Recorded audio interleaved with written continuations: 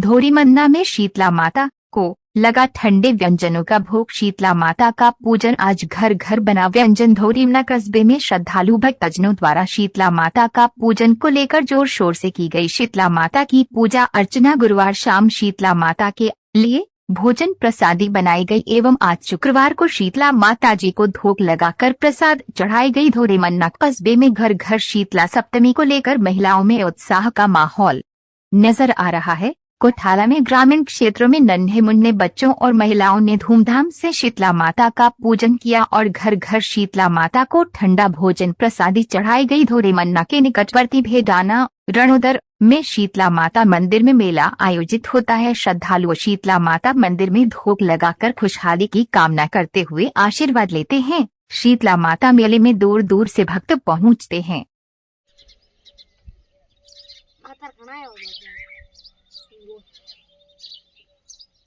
Kucing dia, mai, dia kan, bu, नहीं लार आड़ा करे, भू भू, गाना असली गाना गजी है,